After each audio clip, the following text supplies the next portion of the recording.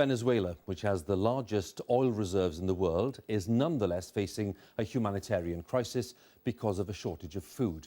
Charities say the situation is out of control, with no end in sight, as the economy has collapsed, bringing extreme hardship for millions. It's estimated that the rate of inflation could rise to 13,000% this year, and the level of child malnutrition now stands at almost 17%. The BBC's Vladimir Hernandez is one of the few international journalists who's been able to report from Venezuela. They sing, but they're hungry. These are the faces of extreme poverty in Venezuela. Here, the economic collapse has left an unsettling sight. Extremely thin children who don't know when they'll eat next.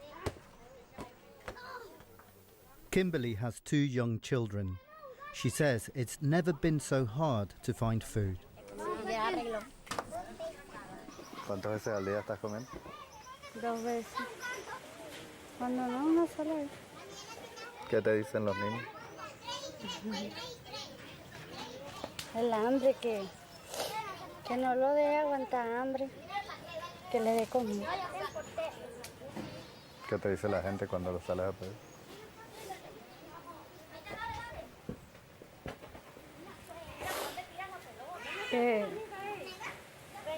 Que no para más, que vea cómo está la situación, que no deje aguantar a los niños de hambre.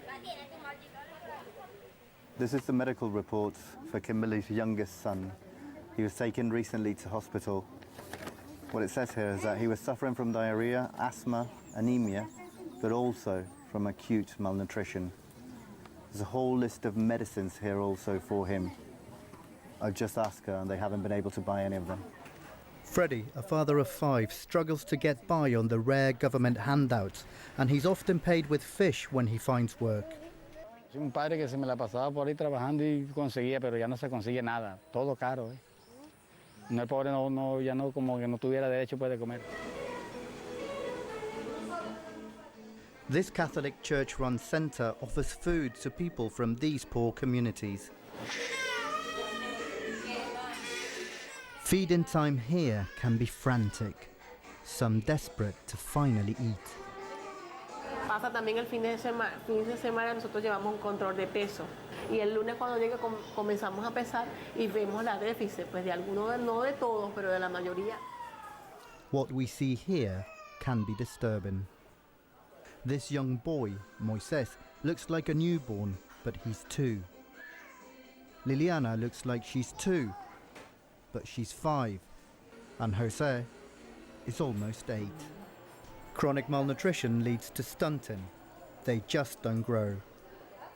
The Venezuelan government says this crisis is the result of recently imposed foreign sanctions promoted by the United States against the socialist revolution. But critics would just call it mismanagement.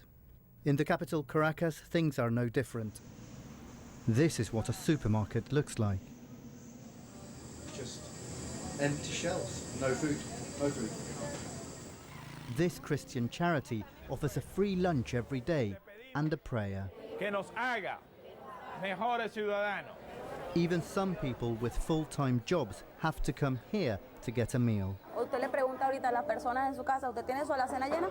Todo el mundo está en situación de calle o esté trabajando y te va a decir que no.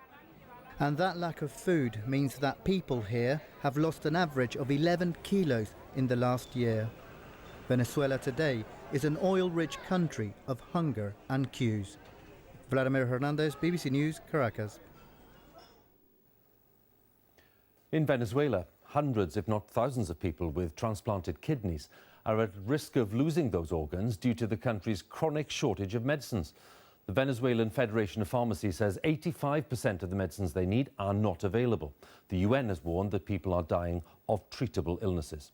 Venezuela, which has the largest oil reserves in the world, is nonetheless in the grip of an economic crisis. In the second of 2 exclusive reports from inside the country, Vladimir Hernandez reports from the capital, Caracas. Her fate is out of her hands. For more than a decade, Judith has had a transplanted kidney. But due to the severe shortage of medicines, For 4 months, she's been unable to get the drugs to keep the kidney going. Ese es el miedo que me da, pues, que no tengamos medicina. Y entonces mañana pasado uno vaya, se muera. Her doctor says he has about 700 more patients in hospital, also facing the imminent loss of a transplanted kidney. Él fue mi hermano que me donó.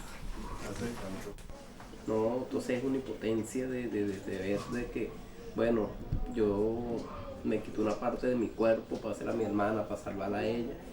Y se supone que tú como gobierno debes prever, bueno, mira, aquí hay una medicina que no puede dejar de estar en Venezuela. For Venezuelans, the hunt for medicines is desperate. Most drugs are out of stock, and even when you find them, there's another problem. This person was looking for several types of medicines here, but she could only find this one. These are 2 boxes she needs per month, but it costed her 12 million bolivars, which means about a third of what she makes in a whole year. I've met other people around this pharmacy and they're saying there's no chance they could afford something like this. Critics say this is an example of the failure of the so-called socialist revolution, but the Venezuelan president says US-led sanctions prevent him from importing medicines. Things are worse away from big cities. This is Apure, in the south near the Amazon forest and one of the poorest states in the country. Here, I gained very rare access to a public hospital, a place where the government does not allow the media in. Josmer is 7 months old and malnourished. The scabs on his head and body were caused by an illness related to malnutrition. His mother cannot afford his medicines once she leaves hospital. Children like these are having to get, for instance, antibiotics for a price which could be 10 times the monthly minimum wage. And the people who live in poor communities like these are absolutely unable to buy these medicines. Little Oriana has an uncertain future. She needs surgery to treat her lung failure, but her family can't afford the antibiotics to get her ready for it. A simple drug out of hands of many Venezuelans.